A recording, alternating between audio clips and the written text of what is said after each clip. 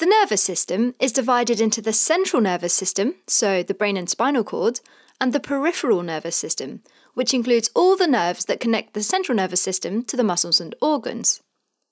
The peripheral nervous system can be divided into the somatic nervous system, which controls voluntary movement of our skeletal muscles, and the autonomic nervous system, which is then further divided into the sympathetic and the parasympathetic, and controls the involuntary movement of the smooth muscles and the glands of our organs. The sympathetic and parasympathetic nervous systems have opposite effects on the body. The sympathetic nervous system controls functions like increasing heart rate and blood pressure, as well as slowing digestion. And all of this maximises blood flow to the muscles and brain, and it can help you to either run away from a threat or to fight it, which is why it's also called the fight or flight response. The parasympathetic nervous system instead slows the heart rate, decreases the blood pressure, and stimulates digestion. The effects can be summarised as rest and digest. Now, neurons are the main cells of the nervous system. They're composed of a cell body, which contains all the cell's organelles, and nerve fibres, which are projections that extend out from the neuron cell body. Nerve fibres are either dendrites that receive signals from other neurons, or axons that send signals along to other neurons. Now, where two neurons come together is called a synapse, and that's where one end of an axon sends neurotransmitters to the dendrites, or directly to the cell body of the next neuron in the series. The autonomic nervous system, so both the sympathetic and the parasympathetic nervous system, is made up of a relay that includes two neurons. And when there's a group of neuron cell bodies that are all next to each other, in the central nervous system, the whole thing is called a nucleus, while a group of neuron cell bodies that are located outside of the central nervous system is called a ganglion. In this video, we're just going to focus on the sympathetic nervous system. So, signals for the autonomic nervous system start in the hypothalamus, which is located at the base of the brain. Hypothalamic neurons have really long axons, up to 1.4 metres or 4.5 feet, and they carry signals all the way down to the spinal cord nuclei, where they synapse with preganglionic neuron cell bodies. The sympathetic spinal cord nuclei start at the first thoracic vertebrae, or T1, and runs all the way down to the second segment of the lumbar spinal cord, or L2. From there, the signal goes from the preganglionic neurons down its relatively short axon, exits the spinal cord, and reaches the nearby sympathetic ganglion, which is made up of lots of postganglionic neuron cell bodies. Sympathetic ganglia are divided into two major groups. These are paravertebral and prevertebral ganglia, based on their location. Paravertebral ganglia run alongside the spinal cord, and they're interconnected, forming a sympathetic chain. It's like a string of pearls, where the nerve fibres make up the strings, and the paravertebral ganglia are the pearls. Even though all preganglionic axons enter the sympathetic chain, only some of them actually synapse with the postganglionic neurons there. The rest of the preganglionic axons pass through the sympathetic chain without synapsing, and they continue on to reach the prevertebral ganglia to synapse with the postganglionic neuron cell bodies there. Okay, so there are three pairs of prevertebral ganglia. These are the celiac ganglia, located on the wall of the aorta, right above where the renal arteries branch off. Then there's the superior mesenteric ganglia, close to the origin of the superior mesenteric artery, and the inferior mesenteric ganglia, where the inferior mesenteric artery branches off the abdominal aorta. Finally, from both paravertebral and prevertebral ganglia, the axons of the postganglionic neurons leave the ganglia to reach the internal organs, where they synapse with the cells of the target organs. Now, let's zoom in on the synapses of the sympathetic nervous system.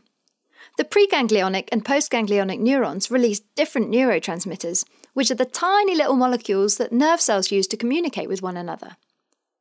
The preganglionic neurons release the neurotransmitter acetylcholine, and that's why the preganglionic neurons are called cholinergic neurons. Acetylcholine binds to the nicotinic receptors on the cell membrane of the postganglionic neuron cell bodies. Nicotinic receptors are ion channels that open when acetylcholine binds to them, and they allow positive ions, like sodium and calcium, to cross the cell membrane, activating the postganglionic neurons. Most postganglionic neurons are called adrenergic neurons because they release the neurotransmitters adrenaline and noradrenaline, which are collectively called catecholamines. Catecholamines activate the adrenergic receptors on the cells of the target organs. Now, there are two main groups of adrenergic receptors, alpha and beta receptors. Alpha receptors have two subtypes, alpha 1 and alpha 2, while beta receptors have three subtypes, beta 1, beta 2 and beta 3. Each of these adrenergic receptors are G-protein coupled receptors, meaning that when a catecholamine binds, it activates intracellular proteins called G-proteins. These G-proteins ultimately enable cells to change in a number of ways, and that's how the sympathetic nervous system creates a change at a cellular level. Some postganglionic neurons are cholinergic neurons, because, like the preganglionic neurons, they also secrete acetylcholine. This time, however, the acetylcholine binds to muscarinic receptors on the cells of target organs. Muscarinic receptors are also G-protein coupled receptors, so once again, it's the G-proteins that facilitate change at the cellular level. The sympathetic nervous system affects each organ system differently. In blood vessels, it acts on alpha 1 and alpha 2 adrenergic receptors, which causes vasoconstriction in some tissues, like the gastrointestinal tract, and acts on beta 2 adrenergic receptors, which causes vasodilation in other tissues, like the skeletal muscles and brain.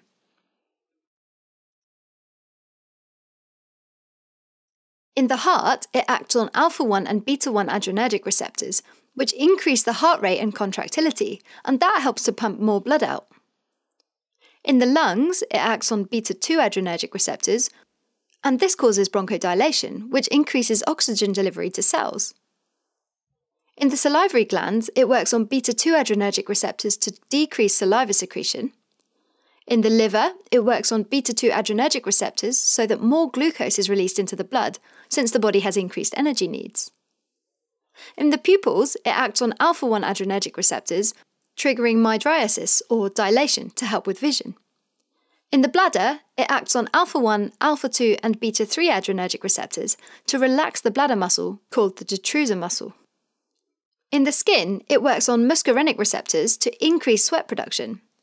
And finally, in females, it acts on beta adrenergic receptors to cause uterine relaxation, and in males, it acts on alpha 1 adrenergic receptors to trigger ejaculation. These organs are controlled by both the sympathetic and parasympathetic nervous systems, which have opposite effects, except for the sweat glands and blood vessels, which are only controlled by the sympathetic in an on-off manner.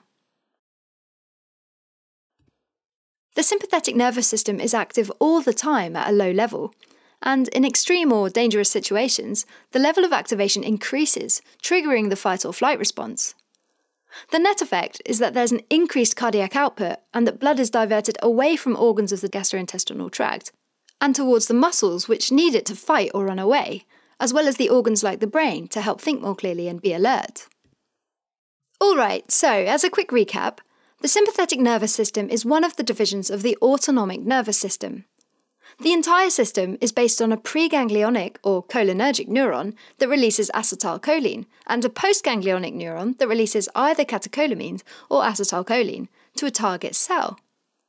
In emergency situations, the activity of the sympathetic nervous system increases, and that helps with the fight or flight response because it diverts blood away from the organs that aren't necessary for survival at that moment, like the gastrointestinal tract and the bladder, and it increases the blood flow to the muscles and organs like the brain.